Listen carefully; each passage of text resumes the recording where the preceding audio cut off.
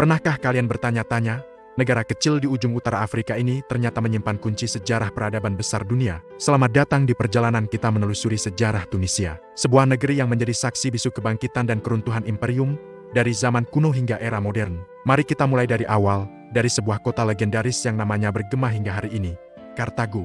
Kira-kira 3000 tahun yang lalu, para pelaut Fenisia yang ulung mendirikan sebuah pos dagang di pesisir Mediterania. Siapa sangka, pos dagang sederhana ini tumbuh menjadi Kartago, sebuah imperium maritim yang kekuasaannya membentang luas. Mereka bukan sekadar pedagang, tapi juga navigator jenius yang menguasai jalur laut, membangun jaringan perdagangan yang menghubungkan Afrika, Eropa, dan Timur Tengah.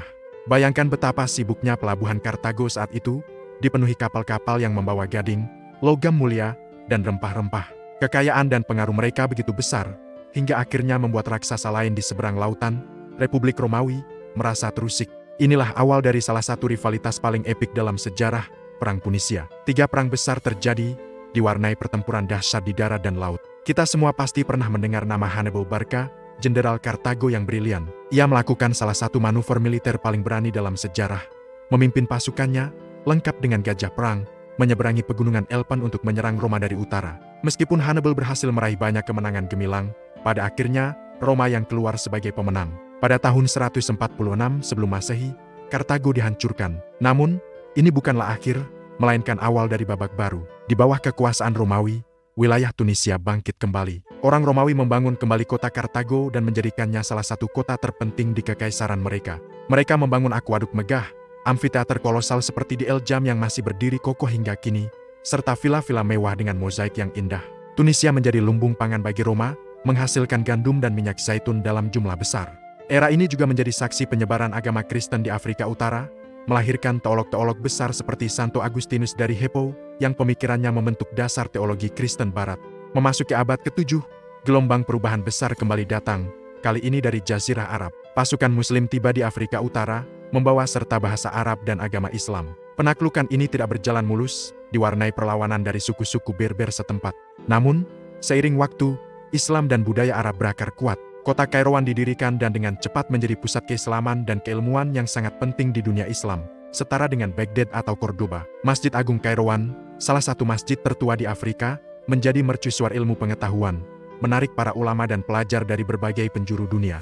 Selama berabad-abad berikutnya, Tunisia diperintah oleh berbagai dinasti Islam, seperti Aghlabiyah, Fatimiyah, hingga Hafsiyah.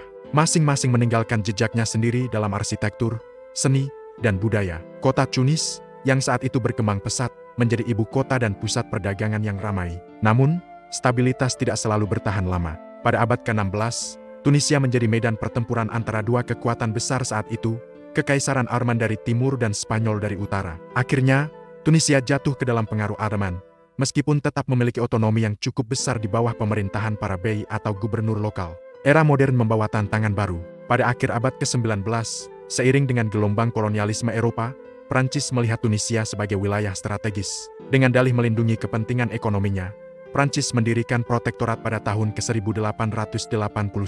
Ini adalah masa yang sulit. Meskipun ada modernisasi dalam infrastruktur dan administrasi, rakyat Tunisia berada di bawah kendali asing. Namun, penindasan ini justru membangkitkan semangat nasionalisme. Gerakan kemerdekaan mulai tumbuh, dipimpin oleh tokoh-tokoh karismatik seperti Habib Bourguiba. Perjuangan mereka tidak sia-sia. Setelah melalui negosiasi panjang dan tekanan politik, Tunisia akhirnya meraih kemerdekaannya pada tahun ke-1956. Habib Bourguiba menjadi presiden pertama Republik Tunisia. Pemerintahannya membawa perubahan sosial yang radikal dan progresif, terutama dalam hak-hak perempuan, pendidikan, dan modernisasi negara. Ia memimpin Tunisia selama 3 dekade, membangun fondasi negara modern. Namun, pemerintahannya yang panjang juga diwarnai oleh tantangan ekonomi dan politik. Kemiskinan, pengangguran, dan kurangnya kebebasan politik menjadi masalah yang terus membayangi. Puncaknya terjadi pada akhir tahun ke-2010. Seorang pedagang kaki lima muda bernama Mohamed Bouazizi melakukan aksi bakar diri sebagai protes terhadap perlakuan aparat dan kondisi ekonomi yang sulit. Tindakannya menyulut kemarahan publik yang terpendam. Protes massal meletus di seluruh negeri, menuntut perubahan. Peristiwa inilah yang dikenal sebagai Revolusi Tunisia atau Revolusi Melati, yang tidak hanya berhasil menggulingkan rezim yang berkuasa, tetapi juga memicu gelombang revolusi serupa di seluruh dunia Arab, yang kita kenal sebagai musim semi Arab. Sejak revolusi, Tunisia telah menapaki jalan yang penuh liku menuju demokrasi. Mereka berhasil menyusun konstitusi baru dan menyelenggarakan pemilu yang bebas. Namun, tantangan tetap ada. Masalah ekonomi seperti pengangguran kaum muda masih menjadi isu utama. Stabilitas politik juga seringkali rapuh. Namun, di tengah semua kesulitan itu, semangat rakyat Tunisia untuk membangun masa depan yang lebih baik tidak pernah padam. Mereka terus berjuang, berdebat, dan berinovasi untuk menemukan jalan mereka sendiri. Dari kejayaan maritim Kartago, transformasi budaya di bawah Roma dan Islam, perjuangan melawan kolonialisme, hingga menjadi pelopor demokrasi di dunia Arab, sejarah Tunisia adalah kisah tentang ketahanan, adaptasi, dan perjuangan tanpa henti. Negeri ini mungkin kecil di peta, tetapi perannya dalam panggung sejarah dunia sungguh luar biasa besar.